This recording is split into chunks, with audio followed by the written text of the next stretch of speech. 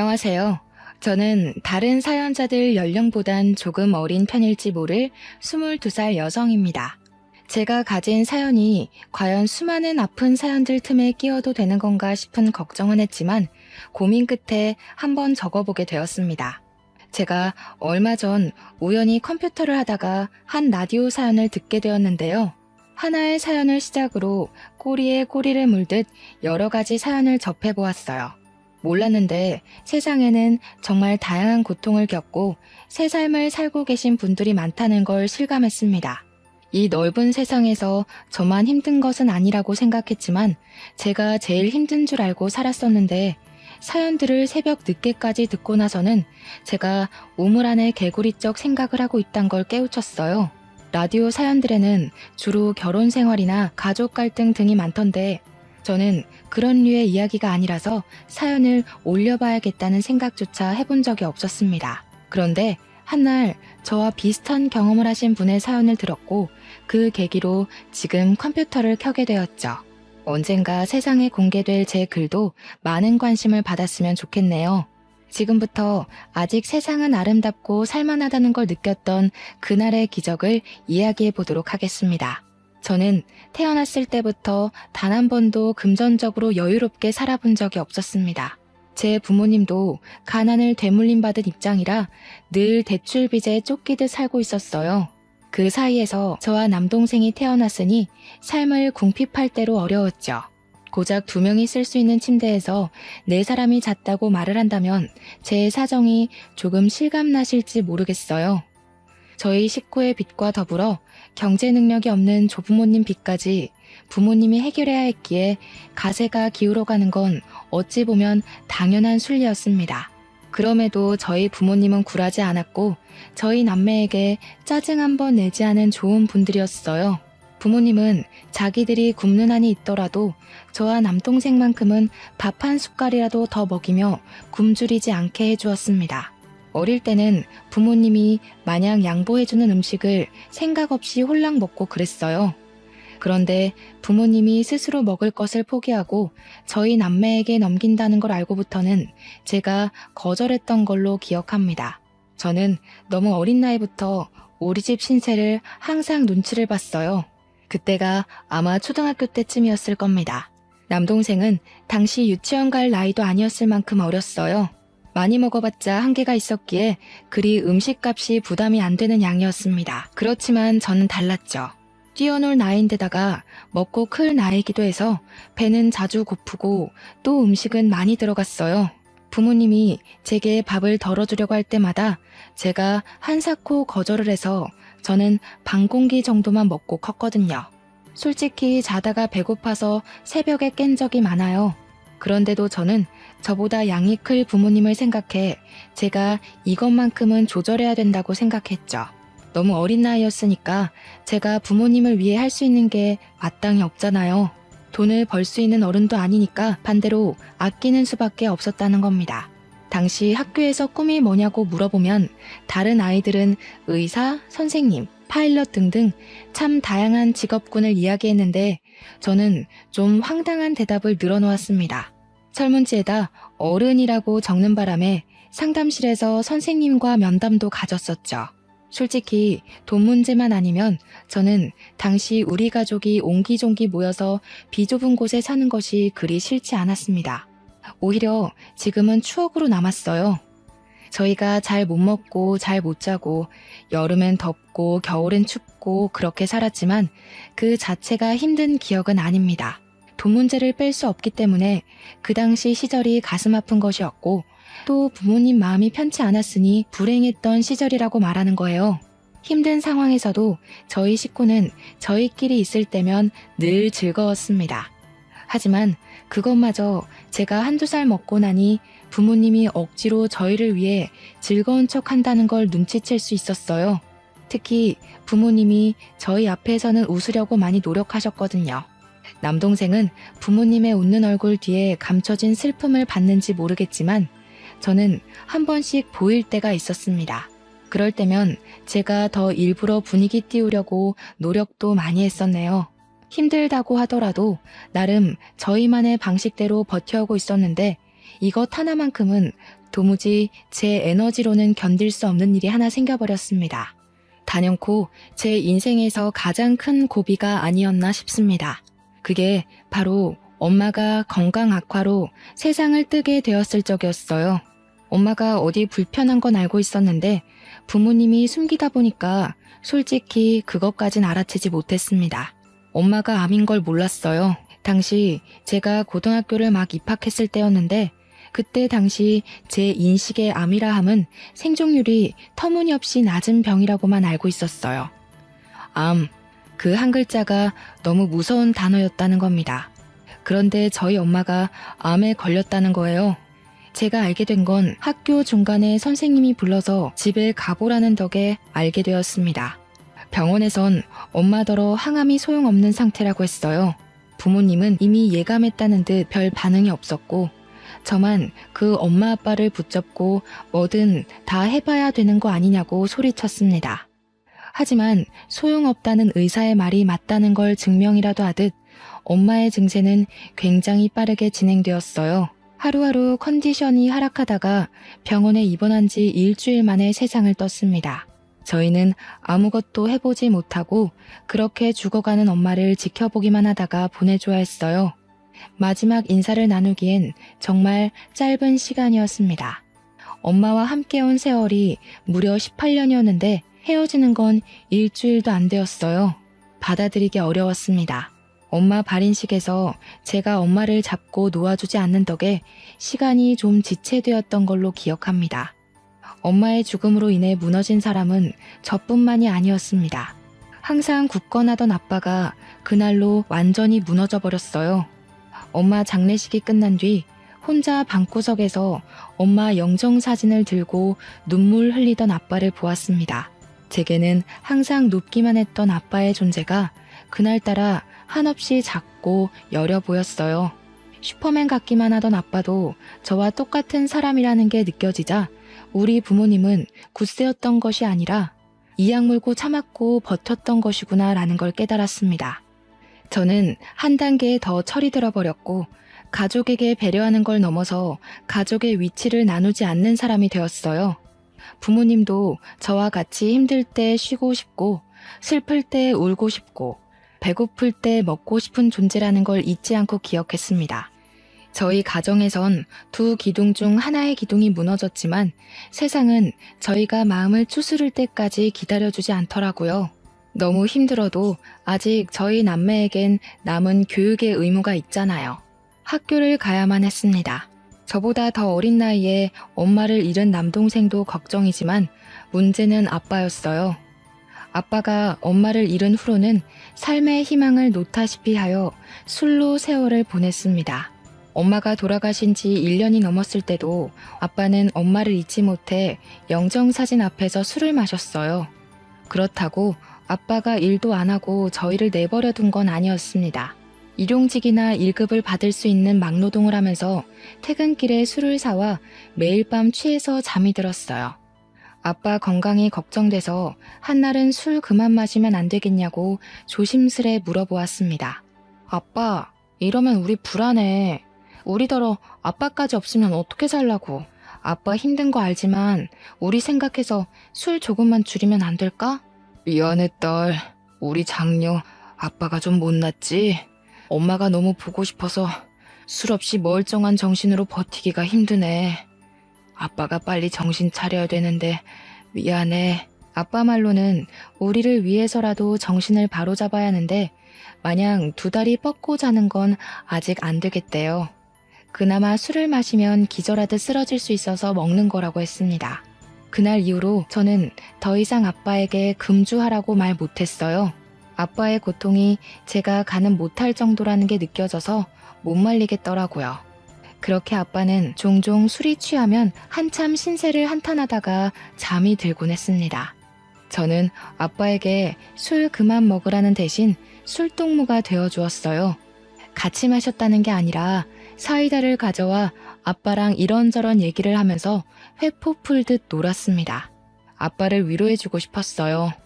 저도 엄마가 너무 보고 싶은데 아빠는 저희 중에 엄마랑 가장 오래 함께한 사람이잖아요. 그래서 아빠가 하는 한탄을 들어주며 최대한 아빠 말에 동감하다가 엄마랑 연애 때 추억도 들려주라고 조르고 그랬어요. 저는 그저 아빠를 위로하고자 매일 학교 시간마다 사이다를 사들고 갔던 건데 놀랍게도 아빠가 위로를 제대로 받았나 봐요. 저희에게 술을 끊겠다고 선언을 하더라고요. 저희 남매 앞에선 다시 굳건했던 아빠의 모습으로 약속을 하더니 나중에 제게 따로 찾아와서는 손을 잡아주었습니다. 엄마가 딸 하나 잘 키워놨네. 철부지 아빠 신경 쓴다고 고생 많았다 우리 딸. 아빠가 우리 장녀한테 위로 많이 받았어. 어디서 이런 귀한 자식을 내 딸로 주셨을까? 고맙다. 아빠 이제 정신 똑바로 차리고 너희들만 보고 살게. 신기하게도 아빠가 다시 제 눈에 슈퍼맨으로 보이기 시작하자 저는 그동안 참아왔던 눈물이 터졌습니다. 의지할 사람이 생기니 자동적으로 마음을 놓게 되었던 것 같아요. 나름 장녀라고 듬직한 척했으나 사실 저도 한낱 고등학생이자 미성년자였단 말이죠. 아빠까지 잘못되면 저랑 동생이 홀로 남는데 얼마나 무섭고 불안했다고요. 아직은 제가 부모 보호 아래 있어야 할 존재라는 것이 이렇게 아빠 품에서 울면서 증명이 된 셈이었네요. 저희 식구는 예전 엄마가 있을 때처럼 없지만 밝았던 분위기로 다시 되돌아가고 있었습니다. 아빠도 일주일 내내 마시던 술을 주에 3회 정도로 줄였고 남동생은 공부를 잘해서 얼마 전 반에서 3등까지 했어요. 저는 집에 남자만 둘이다 보니까 엄마의 자리를 대신 흉내내고자 노력했습니다. 냉장고에 든 것은 없지만 엄마가 살아계실 때 아빠가 용돈을 준 적이 있었는데요. 그걸 한 번도 쓰지 않고 모아뒀었어요. 사실 그걸로 엄마가 위급해졌을 때 살리면 안 되겠냐고 했더니 제 마음은 갸륵하지만 제가 돈으로는 엄마를 살릴 수가 없다고 하더라고요. 아마 그 돈이 100만 원 남짓 했을 겁니다. 저는 엄마에게 보탬이 되지 못했던 그 돈으로 정말 소량의 재료만 사서 반찬과 밥을 만들어냈습니다. 계란이 좀 비싼 재료에 속했지만 그것만큼은 매번 꼭 샀어요. 한 사람 앞에 계란 1개씩이면 생각보다 맛있게 식사를 즐길 수 있거든요. 저희가 주로 나물 반찬으로 비빔밥을 먹었으니까 계란은 비빔밥의 질을 높여주기에 탁월한 재료잖아요. 저희에겐 그것이 웬만한 전주 비빔밥 못지않게 맛있는 식사였습니다. 제가 20살이 되던 해 한시라도 빨리 어른이 되고 싶었던 저는 당연히 대학에는 관심 없었고 바로 돈벌이할 직장을 알아봤습니다. 20살까지 기다리는 게 솔직히 너무 힘들었어요. 어른까지 가는 길을 매일 달력에 체크하며 살아서 그런지 엄청 멀게 느껴지더라고요. 19살을 마지막으로 앞다퉜을 때는 눈 뜨면 다가올 다음날 때문에 설레서 잠도 못 잤습니다. 돈 벌 생각이 저희 없던 기운까지 모두 솟아나게 했거든요. 참, 그날 밤 억지로 잠을 자려고 하던 시간에 잠깐 화장실 간다고 나갔던 아빠의 목소리가 살짝 들리더라고요. 일어나서 창문을 살짝 열어봤는데 아빠가 동그란 달을 올려다보고 있었습니다. 양손을 꼭 모은 채로요. 순양아, 우리 자랑스런 장녀가 이제 20살이야. 우리가 애들만큼은 부족함 없이 키우자고 그렇게 약속했는데 내가 능력이 이 정도밖에 안 돼서 우리 첫째한테 대학을 하나 못 보내줘. 참 찌질한 아빠 같지 않아? 우리 애들 마땅히 사랑받고 자라야 하는데 하필 내 자식들로 오는 바람에 고생만 하고 있으니 내가 참 부끄럽다. 아빠는 엄마에게 기도를 하고 있었습니다. 매일 제 이름을 따서 봄이 엄마라고만 부르던 아빠가 엄마 이름을 부르는 건 처음 봤어요. 문득 아빠가 엄마를 쫓아다녀서 연애하게 되었다던 말이 떠올랐습니다. 그 순간 엄마 이름을 부르는 아빠 목소리가 한 가정의 아빠라기보단 한 여자의 남자 같은 분위기였거든요. 제가 이미 대학은 관심 없다고 말해줬기 때문에 아빠가 제 대학에 아직도 신경을 쓰고 있는 줄 몰랐는데 그날 보고서는 좀 놀랐습니다. 그래서 더 열심히 살아야겠다고 생각했어요. 제가 대학을 가지 않았어도 만족스러운 삶을 살고 있다는 걸로 증명해 보이고 싶었습니다. 제가 일을 하기 시작하니 아빠 혼자 생활비를 담당할 때보단 제법 살림이 괜찮아졌습니다. 그럼에도 저는 밤낮으로 아르바이트를 했는데 틈틈이 구직공고 홈페이지를 방문해서 길게 자리 잡을 만한 곳을 알아봤어요. 마침 계약직으로 호텔 안내데스크에 사람을 뽑는다길래 지원을 했더니 바로 뽑혔지 뭡니까. 당연히 대학을 나온 친구들이 뽑힐 확률이 높았는데 제가 그 계약직에 뽑힐 수 있었던 건 다름 아닌 외국어 실력 때문이었습니다. 중학교 때 선생님이 제가 영어에서만 유독 성적이 잘 나오는 걸 보고 영어 공부 열심히 하면 나중에 취직해서도 돈을 더 많이 받을 수 있다고 말해주시더라고요. 선생님의 말에 저는 영어만, 그것도 회화만 주구장창 공부했습니다. 그래도 재능이 조금 있던 덕분이었는지 외국어 회화 자격증이 쌓여갔고 그게 또 재밌어서 고등학교 때 중국어 수업까지 열심히 들어 딱 2개의 자격증을 만들었어요. 다른 학생들에 비해 스펙이 보잘것없었지만 면접에서 증명된 제 회화 실력은 고졸이었던 저를 취업에 덜컥 합격시켜줬습니다. 호텔 데스크다 보니까 꼭 주말에만 쉬는 것이 아니었어요. 주말이야말로 호텔은 피크이기 때문에 저는 평일에 교대 근무자와 번갈아 가며 쉬어야 했습니다. 그래도 쉬는 날이 무려 일주일에 2번이었어요. 누구에겐 당연한 조건이겠지만 아무도 없는 제겐 그 정도의 복지면 충분하다고 봤습니다. 그렇게 일을 하고 한 달째의 월급을 받았을 때 저는 너무 삭막하게만 살았던 우리 식구를 위해서 당일 여행을 계획했어요. 아빠는 여전히 일용직을 돌아다니고 있었기에 언제든지 쉴 수 있었고 마침 남동생도 방학이라서 시간 맞추기는 쉬웠죠. 가족끼리 식사를 할 때 제가 슬쩍 얘기를 했더니 아빠가 우리 형편에 무슨 여행이냐고 신경 안 써줘도 된다고 하더라고요. 계속 힘내서 일하려면 나도 동기가 필요해. 나한텐 그 동기가 우리 가족이야. 가족이 즐거운 걸 보면 일할 힘이 난단 말이야. 한 번도 놀러 가본 적 없잖아. 엄마 있을 때 못 가본 게 좀 아쉽지만 더 후회하기 싫어서 그래. 네가 무슨 돈이 있다고. 이제 20살 됐으면 사고 싶은 것도 많고 친구들이랑 놀고 싶기도 할 텐데 그걸 왜 우리한테 쓰려고 그래. 너 지금까지만 해도 충분히 우리 가족 위해서 마음 썼어. 그러니까 괜찮아. 내 돈이니까 내가 쓰고 싶은데 쓸래. 나는 가족여행 가고 싶어. 아빠 말대로 내 돈 내가 알아서 하려는 거니까 협조해 줄 거지? 영 마음 쓰이면 이렇게 생각해. 내가 즐겁자고 가는 여행이라는 거. 제 고집을 결국 이기지 못한 아빠는 곧 자기가 아빠로서 먼저 우리들을 돌봤어야 하는데 항상 미안하다고 고개를 숙였습니다. 미안하면 여행 가는 거라고 했더니 아빠가 피식 웃더라고요. 그렇게 고집을 부려 가기로 한 여행 당일. 저와 남동생은 난생 처음으로 들뜨는 기분을 느꼈습니다. 특히 남동생이 가장 많이 신이 났는데요. 제가 자전거 호수공원을 목적지로 정해서 그런 거일 겁니다. 누나, 가면 자전거도 탈 수 있는 거 맞지? 혹시 보호대도 같이 빌려주려나? 없으면 나 친구 집에 자전거 있는데 친구가 보호대 안 쓴대. 그거 가져올까? 보호대도 안전모도 다 있대. 자전거 공원이라서 입장권만 내면 자전거 종류별로 원 없이 탈 수 있어. 거기 호수 끼고 한 바퀴 돌면 공룡 솜사탕도 판대. 남동생은 제 말에 신이 나서 빨리 가자고 새벽 대바람부터 재촉을 했습니다. 평소에는 가장 늦게 일어나는 녀석이 그날따라 제일 먼저 일어나서 저와 아빠를 깨웠어요. 원래는 저희 집에 자전거가 없어서 남동생이 자전거를 볼 일이 없었거든요. 그런데 친구들 자전거로 연습을 했는지 어느 순간부터 자전거 타령을 하더라고요. 그걸 기억하고 있어서 저는 놀러갈 장소로 자전거 공원을 찾았던 겁니다. 저희는 그렇게 택시를 타고서 호수 입구까지 갔어요. 그곳에서 1.6km 정도는 더 가야 호수가 있는데 여기서부턴 도로가 없고 자전거를 타고 가야 된다고 해서 내렸습니다. 남동생은 여전히 들떠서 가장 빠릿빠릿 움직였어요.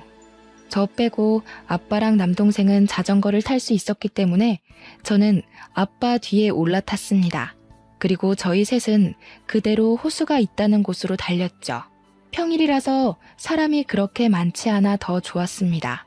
그렇게 도착한 호수공원. 그곳에서 저는 평생 잊지 못할 경험을 하게 되었어요. 지금 생각해도 간 떨어지는 일이었네요. 만약 그날 제가 그곳 가지 않았다면 누군가는 가족을 잃은 아픔 때문에 무너지고 말았겠죠. 저희가 엄마를 잃고 한동안 정신을 차리지 못했던 것처럼요. 저는 호수 구경을 위해서 사진 찍고 놀았고 아빠랑 남동생은 자전거로 달리기 시합을 하면서 놀고 있던 때였습니다.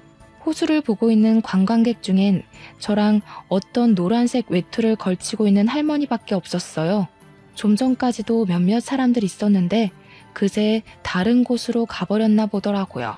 그때까지만 해도 호수공원은 산새 지저귀는 소리가 울리며 평화로운 분위기를 내었습니다.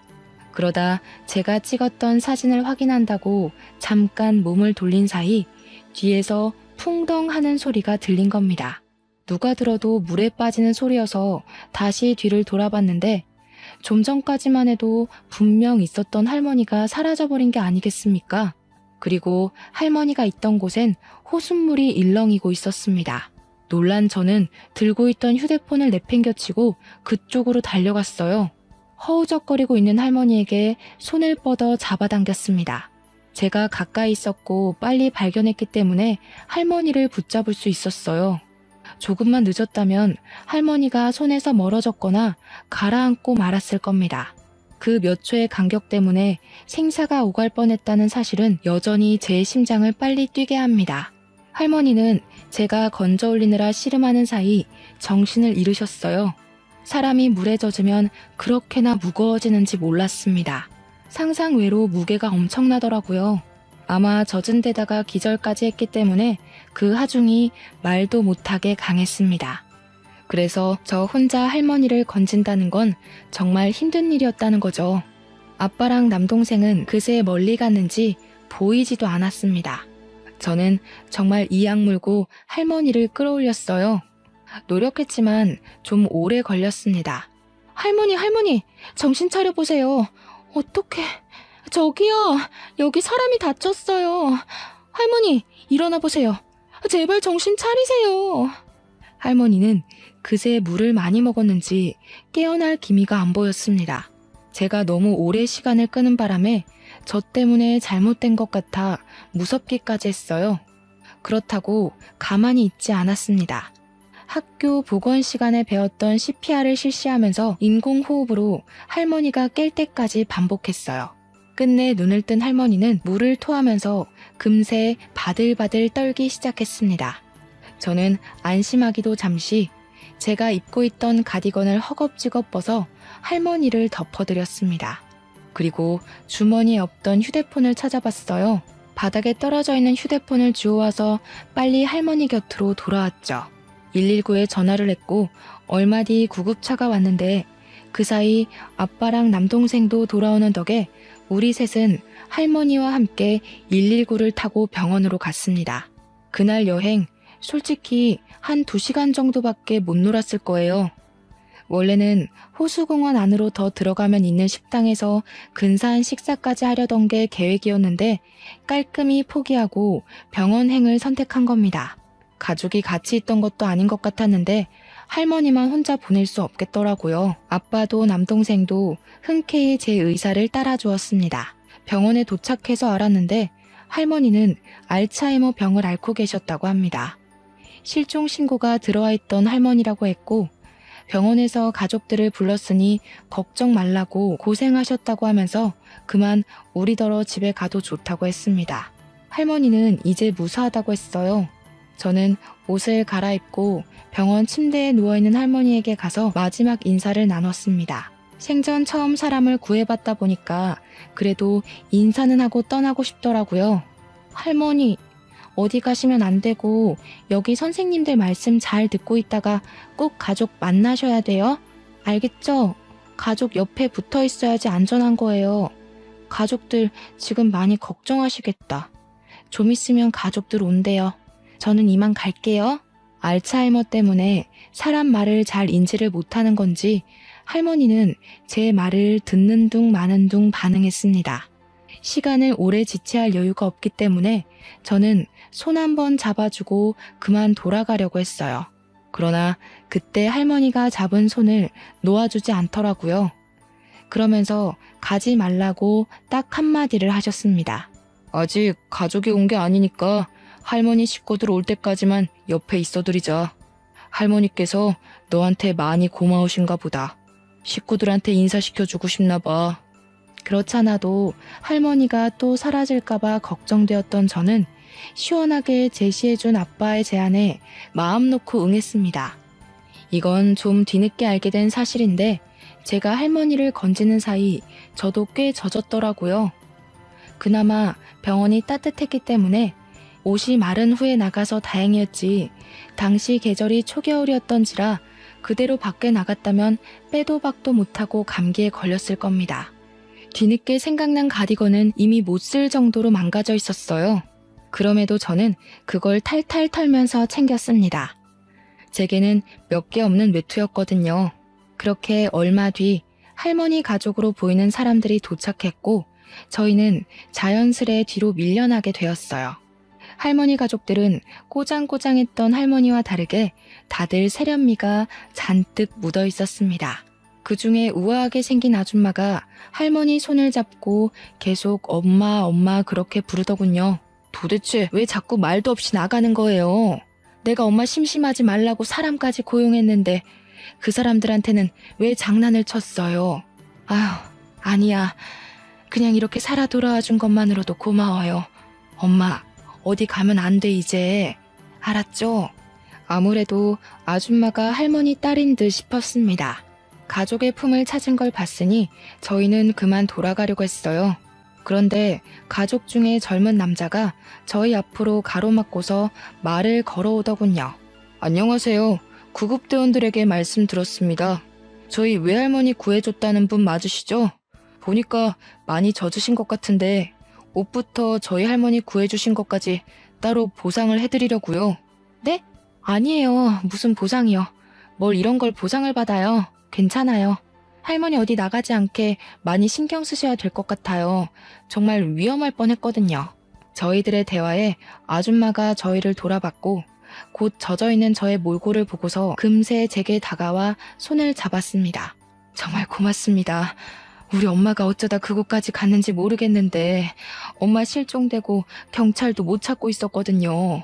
한 달이 지나도 소식이 없어서 집안 전체가 무너지고 있었어요. 그런데 아가씨가 우리 집안을 살린 거예요. 아줌마가 엄마를 잃어 집안 전체가 절망에 빠졌었다는 얘기를 들은 저는 과거에 저희 식구 모습이 떠올랐습니다. 저희 엄마도 선뜻 도와주는 누군가가 있었다면 혹시 괜찮지 않았을까 싶어서 문득 보고 싶더라고요. 그리고 그 아줌마는 남자가 했던 제안을 저희 가족에게 똑같이 제시하였는데요. 어떤 보상이라도 해주고 싶다고 제발 거절하지 말아달라고 하는 거 아니겠습니까? 이러지 마세요. 저 돈 받으려고 할머니를 구한 게 아니에요. 이러면 제가 다른 뜻 가지고 접근한 사람 같잖아요. 그런 의도 아니었다는 거 아니까 저희가 보상하겠다는 겁니다. 우리 엄마 목숨에 저희 식구뿐만 아니라 저희가 운영하는 사업장 식구들의 목숨도 달려 있었어요. 저 이렇게 아가씨 못 보냅니다. 그 집 식구 전체가 저희 가족을 붙잡고 놔주질 않아서 얼마나 난감했는지 모릅니다. 그냥 하는 소리면 이미 저희를 보내고도 남았겠죠. 이 사람들은 저희에게 꼭 연락을 달라고 안 하면 찾아가겠다고 하면서까지 진심을 보였어요. 그러면서 귀가하는 것도 친히 데려다 주는 거 있죠? 차에서 내려서 감사 인사를 했더니 보조석에 앉아있던 아줌마가 따라 내려서는 한 번 더 제 손을 꼭 잡더라고요. 꼭 연락해요. 이거 그냥 하는 소리 아니에요. 알겠죠? 내가 부담스러운 거면 아가씨가 구한 할머니가 주는 거라고 생각해요. 부탁할게요. 할 수 없이 저는 아줌마의 제안에 수긍을 했습니다. 안 그러면 안 보내줄 것 같았거든요. 그렇게 다시 일상으로 돌아갔고 저는 안내 데스크로서 할 일을 열심히 했어요.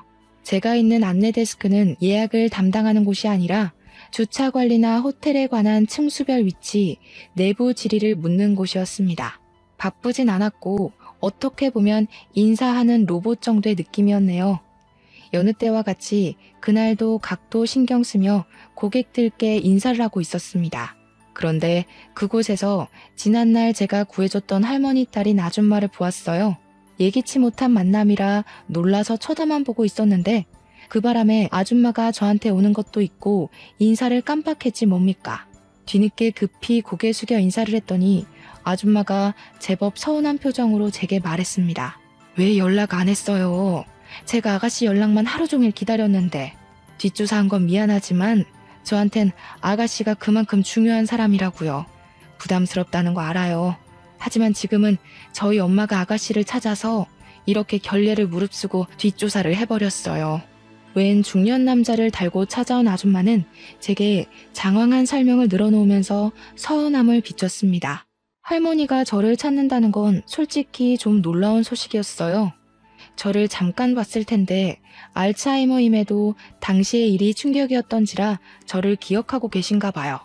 할머니를 만나고 싶은 건 솔깃한 말씀이었지만 여전히 다른 건 부담스러워서 저는 또다시 거절 의사를 내비쳤습니다. 죄송해요. 저희 정말 괜찮아요. 할머니께서 몸 건강히 잘 계신다니 다행이에요. 직접 찾아뵙는 건 조금 어려울 것 같아요. 할머니께도 죄송하다고 전해주세요. 참 야무지고 욕심 없는 선량함이네요. 제 주위에는 욕망이 드글거리는 사람들밖에 없는데 드라마에서나 나올 법한 사람이 실제로도 있다는 게 놀라워요. 그래서 아가씨를 더 알아가고 싶어요. 아줌마한테 제가 굉장히 좋은 이미지인가 봅니다.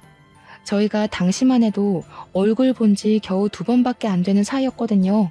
그런데 저에 대해 얼마나 알고 계신다고 좋은 사람이라 보는지 모르겠더군요.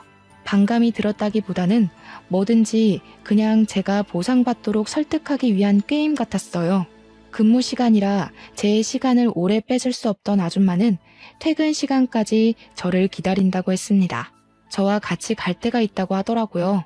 어쩔 수 없이 퇴근하고 아줌마를 따르게 된 저는 아줌마 자차를 타고 목적지 모르는 곳으로 이동을 했습니다.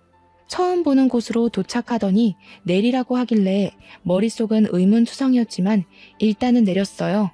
웬 아파트로 들어가는 아줌마에게 어디 가는 거냐고 슬쩍 물어봤으나 그저 우리 가족이 있는 곳에 가는 거라고 두루뭉술하게만 대답해 주시더군요. 그렇게 아줌마의 안내로 들어가게 된 호실 안에서 저는 아빠와 남동생을 발견했습니다. 집 내부는 셋이서 방을 나눠 쓰기에 적당했고 이전 우리 집과 비교도 안 될 만큼 크고 좋은 집이었어요. 거실에 풀어져 있는 짐과 가족들을 보니 순간 아줌마가 데려온 이곳이 뭔지 예상이 되더라고요. 내 보답이에요. 우리 엄마 목숨에 비하면 정말 보잘것없는 보상이지만 그 외에 내 도움이 필요하면 언제든지 연락해요. 무슨 일이 있어도 아가씨 일이라면 내가 도울 거예요. 역시나 이 집을 저희한테 준다는 거 아니겠습니까? 남동생은 이미 신이 나 있었고 아빠도 겸연쩍어 했으나 좋아하는 티가 상당히 났습니다. 아줌마가 이렇게까지 하는 이유는 그저 제가 자신 엄마를 구해준 것만이 아니었어요. 자기가 이혼 소송 중에 있는데 호텔 오너였던 할머니가 사라지는 바람에 남편 쪽에서 자꾸 호텔 지분에 장난질을 하려 했다는 겁니다. 할머니가 살아있는 걸 밝혀야만 해결되는 문제였다고 했어요. 저 아니었다면 집안 망했을 거라고 하던 게 다 그 이유였던 겁니다. 이 집은 팔든 말든 아가씨 거예요. 우리 엄마 목숨 살리고 집안의 목숨까지 살렸으니 이렇게 담례를 하는 건 사회생활에서 당연하다고 생각해요. 아가씨 딱 보니까 주기만 하지 받는 건 잘 못하는 사람인 것 같은데 인생 잘 살아가려면 받는 법 좀 연습해야겠어요.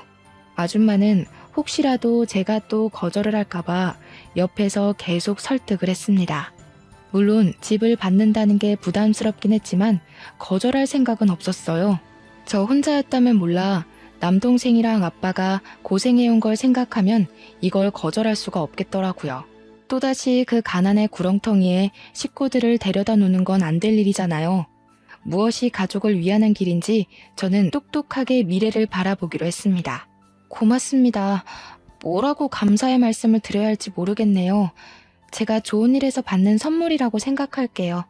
말씀하신 것처럼 할머니가 주는 선물이요. 드디어 고집을 꺾었네요. 나야말로 받아줘서 고마워요. 참, 안내원 계약직으로 있는 것 같던데. 아가씨 이력서 보니까 외국어 실력이 좋더라고요. 내일부터 인포에 들어가 볼래요? 네? 거기는 정직원만 갈 수 있는 걸로 아는데요. 저는 아직 계약직 일한 지 1년도 안 됐어요. 배울 것도 많고 지금도 충분히 만족하고 있어요. 그런데 왜 그런 걸 아줌마가 물어보세요? 내가 거기 주인이니까요. 주인으로서 비전 있는 직원한테 정직원 달아주겠다는 거예요. 오너 눈으로 보기엔 아가씨 나이에 그 실력이면 깡패나 다름없어요. 깡패? 제가 놀라서 저도 모르게 읊조렸더니 아줌마가 남자처럼 호탕하게 웃는 게 아니겠습니까? 당최 이게 무슨 일인 건지. 아줌마가 돌아가고 나서 저는 아빠한테 좀 더 자세히 얘기를 들을 수 있었어요. 네가 어떻게 생각할지 모르겠는데 거기서 대출을 절반이나 갚아주더구나. 내가 됐다고 했는데도 그 사람들 고집 알잖니? 겨우 합의 본 게 절반이야. 아줌마가 끝까지 고집해서 저의 여건을 조금이라도 편하게 만들어주고 싶다고 했다는군요. 게다가 죄송해하는 아빠한테 엄마가 정말 냉철하게 조언까지 했다고 했는데요. 자녀들이 얼마든지 새 출발할 수 있는 나이인데 가난에 가로막혀 아무것도 펼쳐보지 못하는 삶이야말로 아빠 된 입장에서 속상하지 않겠냐고 그랬다는 거 아니겠어요. 지금 생각해도 당시 아줌마 언변은 정말 청산유수였습니다. 괜히 사업장 오너가 아니었어요. 그래서 아빠는 결국 절반으로 합의를 봤다고 합니다. 빚이 절반만 날아가도 저희 입장에선 엄청 숨통이 트이는 거였어요. 게다가 제가 정직원이 되었으니 보너스며 복지 혜택이며 월급 인상까지 모조리 받을 수 있게 된 겁니다. 속물처럼 얘기해보자면 완전 돈벼락 맞은 게 아닙니까? 물에 빠진 할머니를 구조했을 뿐인데 이렇게 어마어마한 선물을 받게 될 줄은 꿈에도 몰랐어요. 하늘에 계신 엄마도 저희와 함께 이 행복을 누렸다면 참 좋았을 것을. 마음 한켠의 씁쓸함은 어쩔 수 없었습니다. 엄마를 생각해서라도 지금 얻은 것을 절대 자만하지 말고 늘 하던 것처럼 최선을 다해 살아야겠다고 생각해요. 청취자분들이 보기엔 어떠신가요? 이거 복권 1등 당첨보다 훨씬 좋은 기쁨 아닌가요? 아, 그리고 이건 근래에 있었던 일인데요. 아줌마 아들이 한번 저를 찾아왔었습니다. 할머니 얘기를 하면서 저더러 밥 한 끼 할 수 있냐고 묻더라고요.